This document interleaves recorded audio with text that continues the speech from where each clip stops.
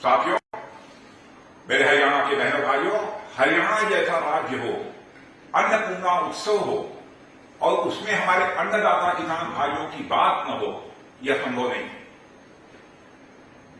जिस समय हमारा देश इतनी तेज गति से आगे बढ़ रहा हो, शिक्षा, स्वास्थ्य, सुरक्षा से लेकर आईटी, स्पेस जैसे क्षेत्रों में यह देश लंबी छलांगे लगा रहा हो, उस समय हमारे किसान भाइयों की गति वही सदियों पहले वाली ही रहती, ऐसा किसी भी सूरत में मंजूर नहीं किया जा सकता।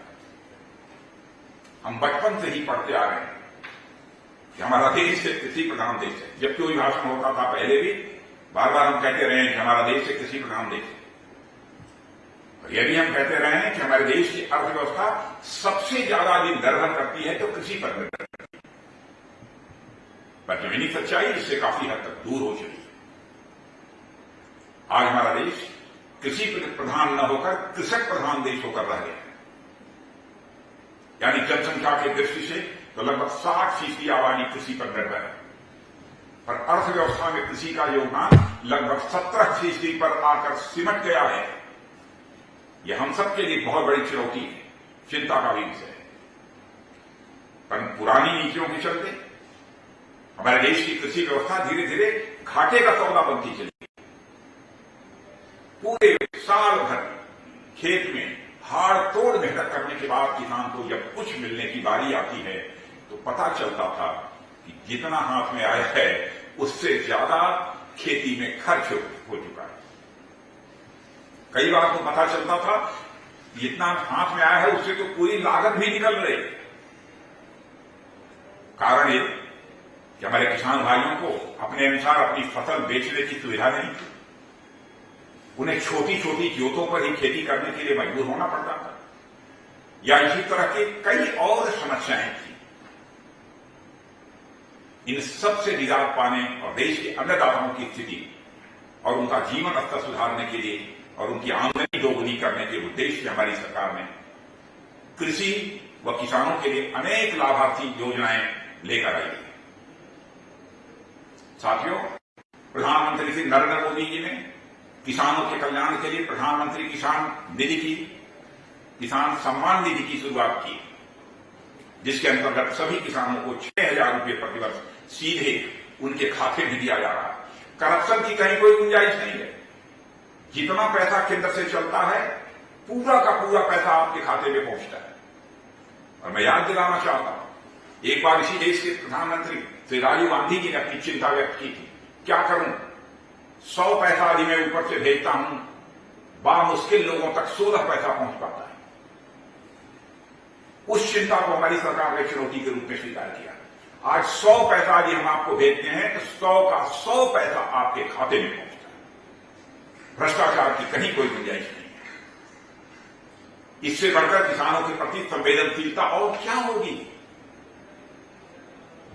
और मुझे बताते हुए सचमुच खुशी है कि प्रधानमंत्री किसान सम्मान निधि के अंतर्गत पिछले 1.5 वर्षों में 50 करोड़ से ज्यादा बार यह निधि प्रदान की गई है। 50 करोड़ से ज्यादा बार यह निधि प्रदान की गई है। हमारी सरकार द्वारा 3 कृषि कानून भी लाए गए हैं, मगर इन कानूनों को पूरी तरह से मैं समझता हूं समझने की जरूरत है। लेकिन एक विरोध का माहौल भी पैदा किया जा रहा है। मैं समझता हूं किसान भाइयों को इसे समझना चाहिए। एमएसपी जैसी योजनाओं पर ऐसे भ्रम फैलाए गए जो बिल्कुल बेसिक थे। पर मुझे ये कहते हुए अच्छा लग रहा है, मैं भी गांव का रहने वाला हूं, मैं भी किसान का बेटा हूं, हमारे घर भी खेती होती है। हमारे किसान भाइयों को धीरे धीरे अब सच्चाई समझ में आने लगी है।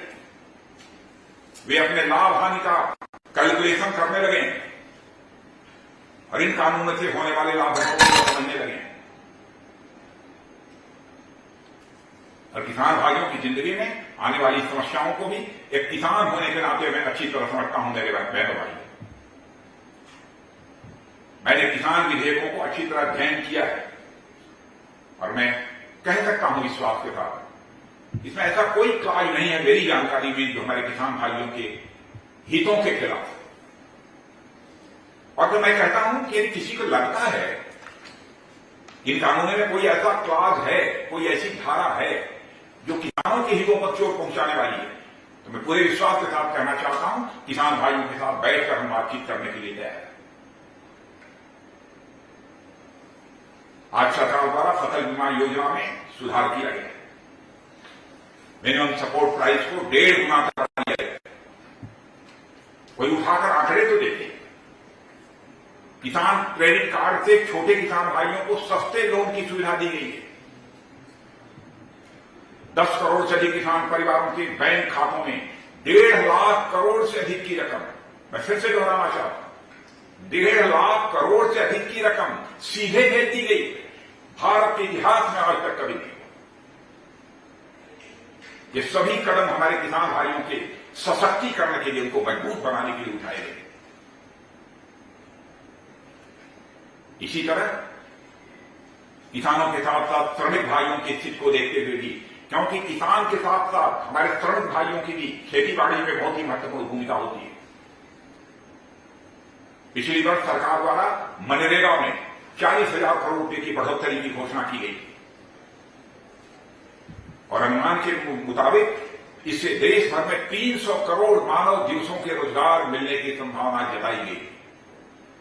लेकिन साथियों, मुझे कहते हुए खुशी है और संतोष का भाव भी मेरे अंदर पैदा हो रहा है।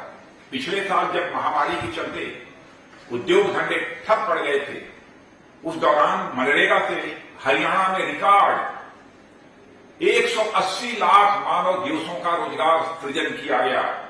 मैं बधाई देता हूं हरियाणा सरकार को, मुख्यमंत्री जी मनोहर लाल जी खट्टर को। करिश्मेटिक काम किया है हरियाणा की सरकार ने। यह आम जन के प्रति केंद्र सरकार की चिंता, दूरदर्शिता और राज्य सरकार के साथ उसके समन्वय को ही दर्शाता है।